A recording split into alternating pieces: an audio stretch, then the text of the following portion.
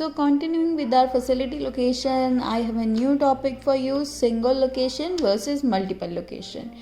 ये टॉपिक हमारे काम में आएगा जब हमारी कंपनी एक से ज़्यादा लोकेशंस पे अपने प्लांट को सेटअप करना चाहती है. उसका एक प्लांट ऑलरेडी एग्जिस्ट करता है on a different location and now वो कंपनी चाहती है कि उसे एक और प्लांट सेटअप करना है on a new location. Clear? तो ऐसा डिसीजन वो किस केस में लेगी, ये मल्टीपल लोकेशन वाला केस कब अराइज होगा, या कौन कौन सी स्ट्रैटेजीज होंगी जिसके अंडर उसको मल्टीपल लोकेशन का डिसीजन लेना पड़ेगा. द फर्स्ट वन इज़ जब उसके सेपरेट प्रोडक्ट्स हैं, मतलब मोर देन वन प्रोडक्ट्स वो डील कर रही है, मोर देन वन प्रोडक्ट्स वो मार्केट में सेल कर रही है. तो ऑब्वियसली ऐसे केस में ये नीड बहुत ही जेन्युइनली अराइज हो सकती है कि वो चाहे कि डिफरेंट प्रोडक्ट्स के लिए डिफरेंट लोकेशन होनी चाहिए, डिफरेंट प्लांट होना चाहिए. देन नेक्स्ट स्टेप हमारे पास है separate area. Separate area refers to के अगर आपकी इंडिया में कोई फैक्ट्री है तो ऐसा हो सकता है कि आप अपनी एक फैक्ट्री जो है वो नॉर्थ में लगाना चाहो, एक फैक्ट्री आप ईस्ट में लगाना चाहें, एक फैक्ट्री आप वेस्ट में और एक फैक्ट्री साउथ में लगाना चाहें, जिससे कि ओवरऑल डिफरेंट डिफरेंट एरियाज़ की नीड आप राइट टाइम पे फुलफिल कर सको. क्लियर? सो नेक्स्ट आ जाता है हमारे पास फॉर डिफरेंट प्रोसेस. ये डिफरेंट प्रोसेसेस क्या है कि अगर आपके प्रोडक्ट के अंदर बहुत सारे प्रोसेसेस इन्वॉल्व हैं, फॉर एग्जांपल आपको मैन्युफैक्चरिंग एक जगह पे करनी पड़ती है और असेंबलिंग के लिए आपको न्यू प्लांट लगाना पड़ रहा है, न्यू फैक्ट्री सेटअप करनी पड़ रही है, just like that happens in the case of mobile phones. Because mobile phones की मैन्युफैक्चरिंग कहीं और होती है और असेंबलिंग कहीं और होती है. I am sure you are aware of this fact. तो इसी तरीके से कोई भी कंपनी डिसाइड कर सकती है जब उसके प्रोसेसेस बहुत ज़्यादा हैवी हैं और बहुत ही ज़्यादा टाइम टेकिंग है, तो इस केस में हम डिफरेंट लोकेशंस के को ऑप्ट कर सकते हैं. Then coming on to the next point, ये है हमारे पास for attaining the economies of scale. Economies of scale refers to कि जब आप बल्क में कोई चीज़ की प्रोडक्शन करते हो तो हमें हमेशा उसके कोस्ट में कुछ ना कुछ बेनिफिट मिलता है, मतलब हमें कोस्ट में कुछ ना कुछ रिडक्शन मिलती है जो कि कंपनी के लिए बेनिफिशियल रहती है. तो उसी को फोकस में रखते हुए कभी ना कभी कंपनी डिसाइड कर सकती है कि उसको एक से ज़्यादा लोकेशन पे अपना फैक्ट्री को सेटअप करना है ताकि वो और ज़्यादा प्रोडक्शन कर सके, और जितनी ज़्यादा प्रोडक्शन उतनी ही ज़्यादा कोस्ट कटिंग के अपॉर्चुनिटीज़. क्लियर? तो ये था हमारे पास सिंगल वर्सेस मल्टीपल लोकेशन के लिए कुछ स्ट्रैटेजीज. देन हमारे पास एक प्रैक्टिकल क्वेश्चन है जिसके थ्रू हम ये डिसाइड करते हैं कि कौन सी लोकेशन एक्चुअली में कंपनी के लिए बेनिफिशियल रहेगी. आप ये सेम टू सेम एग्जांपल अपने फाइनल्स में भी लिख के आ सकते हैं. बड़ी ही एग्जैक्ट एग्जांपल है और आपको इससे एक सॉल्यूशन मिलेगा जो कि जिससे आप डिसाइड कर पाएंगे कि कौन सी लोकेशन हमारी फैक्ट्री के लिए सबसे बेस्ट रहेगी. तो जैसे कि आप इस एग्जांपल में देखो कि एक बिजनेस है, उसके लिए हमारे पास 3 ऑप्शंस हैं, site A, B and C. Clear? तो तीनों में से कंपनी किसी भी साइट पे अपना प्लांट लगा सकती है. डिफरेंट साइट्स के लिए उसने डिफरेंट आपको इन्वेस्टमेंट का खर्चा बताया हुआ है कि अगर साइट ए पे आप अपने प्लांट सेटअप करते हैं तो लैंड एंड बिल्डिंग का खर्चा आपका होगा 1,60,000. ऑन दी अदर हैंड अगर आप बी और सी पे करते हैं तो रिस्पेक्टिवली आपका खर्चा होगा 1,65,000 एंड 1,70,000. क्लियर? एंड देन हमें गिवन है revenues. Revenues refers to the sale. Clear? कि इस डिफरेंट लोकेशन पे हमारी सेल्स क्या क्या हो सकती हैं. फर्स्ट लोकेशन पे 2 lakh, then 2,20,000 and 2,50,000. Coming on to the cost, ये सब कंपनी के खर्चे हैं कि अगर वो साइट ए पे अपना प्लांट लगाती है तो उसका labour, power, cost of machines, freight charge and distribution cost, ये सब होंगी. साइट बी पे दीज एंड साइट सी पे दीज. अब इन दोनों में से हमें डिसाइड करना है कि कौन सी लोकेशन पे प्लांट लगाया जाए. तो उसके लिए हमें कंप्यूट करनी पड़ेगी रिटर्न ऑन इन्वेस्टमेंट, जिसको हम शॉर्ट फॉर्म में ROI भी बोलते हैं. तो रिटर्न ऑन इन्वेस्टमेंट कैलकुलेट करने से हमें पता चल जाएगा कि जितनी इन्वेस्टमेंट हम कर रहे हैं, दीज आर द इन्वेस्टमेंट, उसके कंपैरिजन में हमें रिटर्न कितना मिल रहा है। क्लियर? तो रिटर्न ऑन इन्वेस्टमेंट हम तीनों की कंप्यूट करेंगे, जिससे कि हमारे पास आ जाएगा कि जिस भी साइड पे हमारे को रिटर्न सबसे ज़्यादा मिल रहा है, सबसे ज़्यादा रिटर्न फैक्ट्री अर्न कर पा रही है, उस साइड को हम ऑप्ट कर लेंगे। तो रिटर्न ऑन इन्वेस्टमेंट का एक फॉर्मूला बड़ा ही सिंपल सा मैंने यहाँ नोट डाउन किया हुआ है, total revenues minus total expenses divided by total investment. तो जैसे कि इस क्वेश्चन में आपके पास ऑलरेडी मैंने बताया कि डिफरेंट टाइप ऑफ कॉस्ट सारी अवेलेबल हैं, रेवेन्यूज़ भी अवेलेबल हैं और इन्वेस्टमेंट भी अवेलेबल हैं। तो हम ROI के फॉर्मूला को यूज़ करके रिटर्न कैलकुलेट करके दिखा सकते हैं। तो इन द फर्स्ट केस मैंने ये अब यहाँ पर सारी कॉस्ट नोट डाउन करके रखी हैं और इनका टोटल आ जाएगा हमारे पास 1,06,000। And in the case of site B ये है हमारा 96,000। And in the case of site C ये हमारा टोटल बन जाता है 94,500। Then coming on to the formula, हमारे पास फॉर्मूला है total revenues minus total expenses. I am so sorry, यहाँ पर हमारा टोटल 94,000 आना चाहिए था।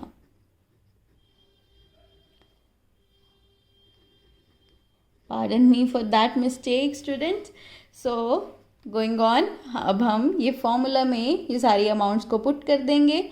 Total revenue minus total expenses, which means कि हमारा total revenue in the first case था 2 lakh. So 2 lakh minus 94,000 and 2,20,000 minus 96,000, then 2,50,000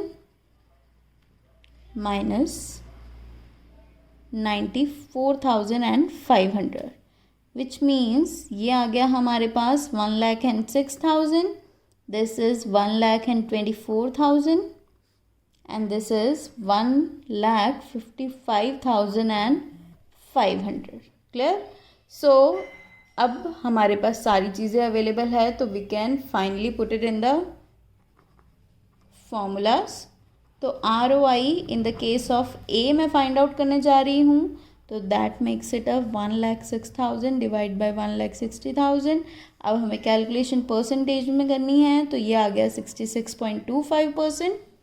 Then ROI in the case of B, that is 1,24,000 divided by our investment, that was 1,65,000, which makes it a 75.15%. Then going on to our next site, that is 1,55,500 divided by 2,50,000, which makes it 62.21%. Clear? So in this question you can see that सबसे ज़्यादा return on investment हमें site B से आ रही है। तो we are going to select site B for our plant location, and this is how you are going to assess that which location gives us the maximum economies of scale. Clear? So इसी के help से आप अपनी plant location decide कर सकते हैं। And winding up this topic, हमारे पास कुछ फाइनल टॉपिक्स हैं, जो कि फर्स्ट हमारे पास आ जाता है concentration of industries in one place. Concentration of industries in one place का मतलब है कि आपके जो इंडस्ट्री है उसकी फैक्ट्रीज एक ही जगह पर लगनी शुरू हो जाएं, तो उसके कुछ बेनिफिट्स भी हैं, बट उससे ज़्यादा नुकसान है।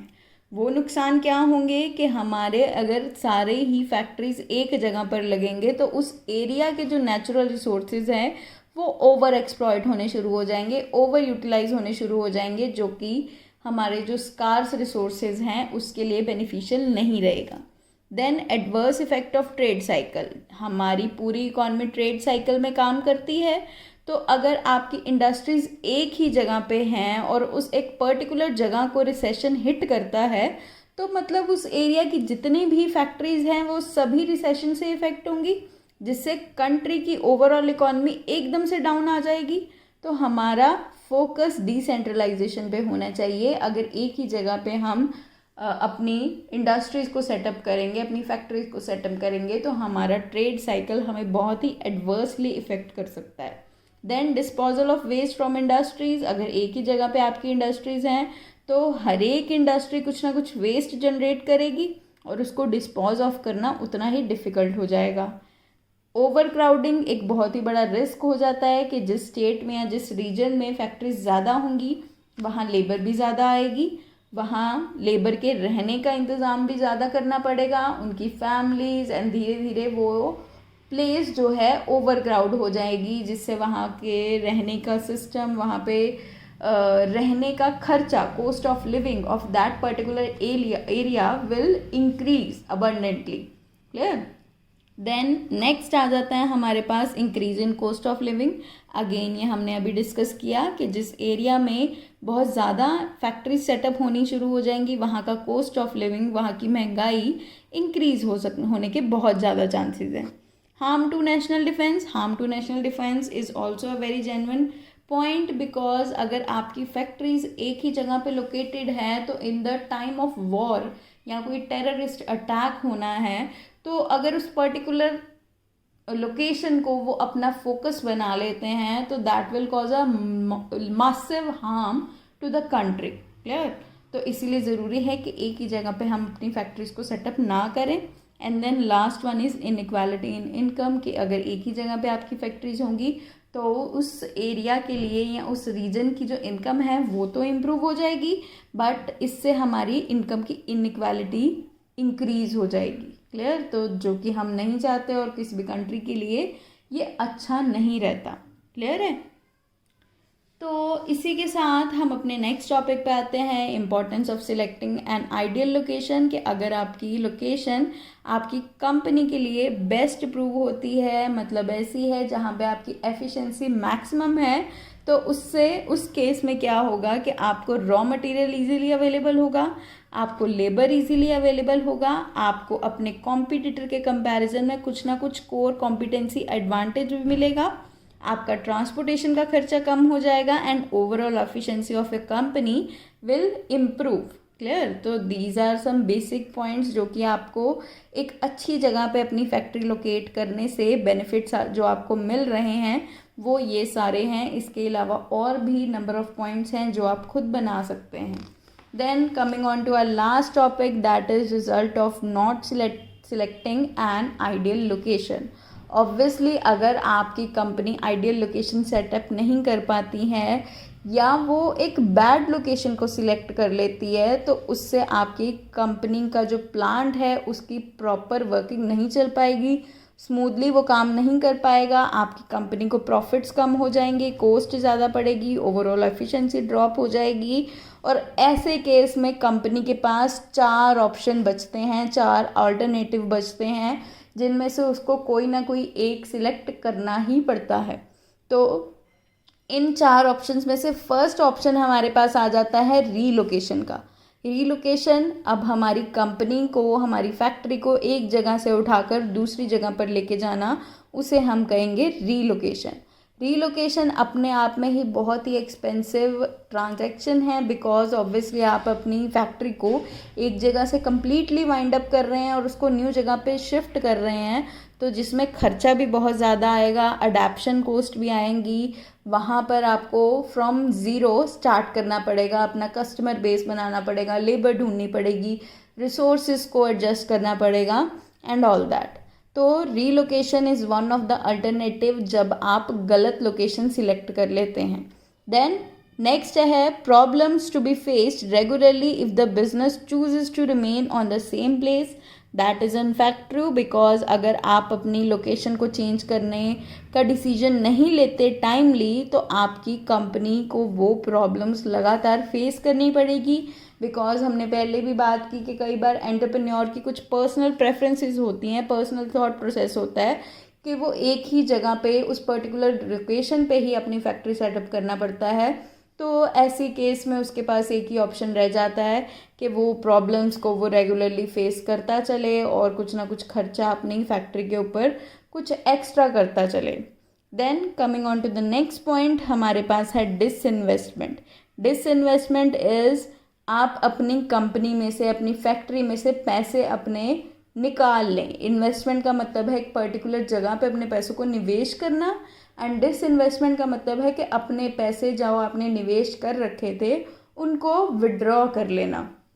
तो ये disinvestment is also a good option जब आपको लगे कि आपकी जो फैक्ट्री को लोकेशन है वो आपके लिए बेनिफिशियल नहीं है और ओवरऑल लॉन्ग टर्म में जाके आपको इससे लॉसेस होने वाले हैं। And on the other hand हमारे पास ऑप्शन होता है कि अगर आप अपनी लोकेशन को चेंज नहीं करते या उसी लोकेशन पे ही रहते हैं तो उस लोकेशन को सेल करना after some time becomes very difficult, because जब एक बिज़नेस किसी एक प्रॉपर जगह पे फेल हो जाता है तो वो लोकेशन बाकी सारे बिजनेस के लिए थोड़ी सी अनफेवरेबल रह जाती है या वो उस लोकेशन को इतना प्रेफर नहीं करते, तो जिससे कि आपको एक तो उसकी एक्चुअल सेल वैल्यू नहीं मिल पाएगी और ओवरऑल उसको सेल करने में भी डिफ़िकल्टी फेस करनी पड़ेगी। एंड लास्ट रिजॉर्ट जो कंपनी के पास बचता है, अगर वो ये तीनों चारों में से कोई ये तीनों ऑप्शन नहीं यूज़ करती, तो लास्ट उसके पास है लिक्विडेशन ऑफ द कंपनी और कंप्लीट क्लोजर, के वो अपनी कंपनी को कंप्लीटली बंद कर दे, अपने प्लांट को कंप्लीटली बंद कर दे, बिकॉज अल्टीमेटली वो जो लोकेशन थी वो इतनी ख़राब निकली आपकी कंपनी के लिए कि आपकी कंपनी लॉसेस में जा रही है और उन लॉसेस को बियर करने का एक ही तरीका है कि उस फैक्ट्री को ही बंद कर दिया जाए। क्लियर? तो ये हमारे पास ओवरऑल टॉपिक हो गया फैक्ट्री लोकेशन का, प्लांट लोकेशन का, और बड़ा ही इजी सा टॉपिक था। आई एम श्योर कि आप सबको बड़ा ही अच्छे से समझ आया होगा, और अगर कोई प्रॉब्लम आती है तो you can discuss with me at any time. Clear? So I am winding up my topic here only.